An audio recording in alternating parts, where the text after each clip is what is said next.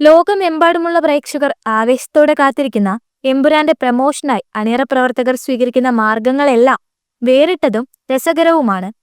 ചിത്രം മാർച്ച് 27-ന് ആഗോളതലത്തിൽ റിലീസിനെത്തുമ്പോൾ ഒരു പുതിയ ചലഞ്ചുമായി രംഗത്തെത്തിയിരിക്കുകയാണ് ചിത്രത്തിന്റെ അണിയറ പ്രവർത്തകർ. റിലീസ് ദിവസം തിയേറ്ററിലേക്ക് കറുപ്പണിഞ്ഞു വന്നാലോ എന്നാണ് ആശീർവാദ് സിനിമാസ് എക്സ് പ്ലാറ്റ്ഫോമിൽ കുറിച്ചത്.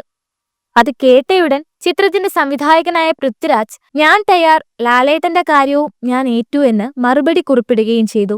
എന്നാൽ ലാലേട്ടൻ മൊത്തത്തിൽ കൺഫ്യൂഷനിലാണ്. "ഞാനും തയ്യാർ, എന്നാൽ ഡയറക്ടർ സാർ, ഞാൻ ആരായിട്ടാണ് വരേണ്ടത്? സ്റ്റീഫനായി വരണോ അതോ ഖുറേഷിയായോ എന്നാണ് മോഹൻലാലിന്റെ ചോദ്യം. ആരാധകർ വളരെ രസകരമായാണ് ഇതിനോട് പ്രതികരിക്കുന്നത്. ഇനി റിലീസ് ദിവസം മോഹൻലാൽ എങ്ങനെ വരുമെന്നാണ് ആരാധകരുടെ സംശയം. ലൂസിഫർ ആയാണ് എത്തുന്നതെങ്കിൽ വെളുത്ത മുണ്ടും ഷർട്ടും അണിഞ്ഞാകും എത്തുക. അതല്ല ഖുറേഷി എബ്രഹാം ആയാണ് എത്തുന്നതെങ്കിൽ കറുപ്പണിഞ്ഞാകും എത്തുന്നത്. ഇനി ലാലേട്ടനായതുകൊണ്ട് അണിയറ പ്രവർത്തകരെല്ലാം കറുപ്പണിയുമ്പോൾ ഒരു വെറൈറ്റിക്ക് ലൂസിഫറായി വെളുപ്പണിഞ്ഞെത്തുമോ എന്നും അറിയില്ല. അതല്ല ഈ ഡ്രസ് കോഡ് ചലഞ്ച് ലാലേട്ടന്റെ ആരാധകർ മൊത്തത്തെ അങ്ങ് ഏറ്റെടുക്കുമോ എന്നും കണ്ടു തന്നെ അറിയണം. ഒരു വമ്പൻ ചിത്രത്തിനു വേണ്ടി അത്യധികം ആകാംക്ഷയോടെ കാത്തിരിക്കുന്നതിൽ വലിയ കൗതുകമൊന്നുമില്ല. പക്ഷേ ആ ചിത്രത്തിന്റെ പ്രചാരണത്തിന് വേറിട്ട വഴികൾ ഉപയോഗിച്ചുകൊണ്ട് ആ കാത്തിരിപ്പ് കൂടുതൽ ത്രില്ലിംഗ് ആക്കി മാറ്റുന്നത് ഒരു വലിയ കാര്യം തന്നെയാണ്.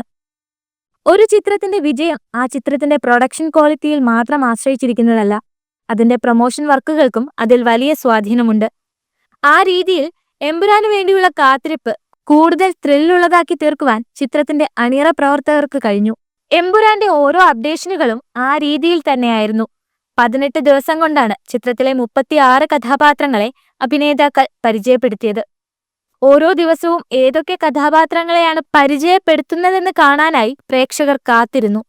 തുടക്കം മുതൽ തന്നെ ചിത്രത്തിന്റെ അണിയറ പ്രവർത്തകർ ഈ സസ്പെൻസ് കാത്തു സൂക്ഷിച്ചു. നാളെ ചിത്രം തിയേറ്ററുകളിലെത്തുമ്പോൾ ഈ ആവേശമെല്ലാം അവിടെ കാണാനാകുമെന്നുള്ള കാര്യം ഉറപ്പാണ്. കൂടാതെ ഇതിനോടകം തന്നെ ആഗോളതലത്തിലുള്ള പ്രീ സെയിൽസ് വഴി ചിത്രം 50 കോടിയിലധികം നേടിക്കഴിഞ്ഞു. നിലവിൽ പല റെക്കോർഡുകളും എമ്പുരാൻ മറികടന്നു കഴിഞ്ഞു. ഇനി ബാക്കി അറിയേണ്ടത് തിയേറ്ററുകളിൽ നിന്നാണ്.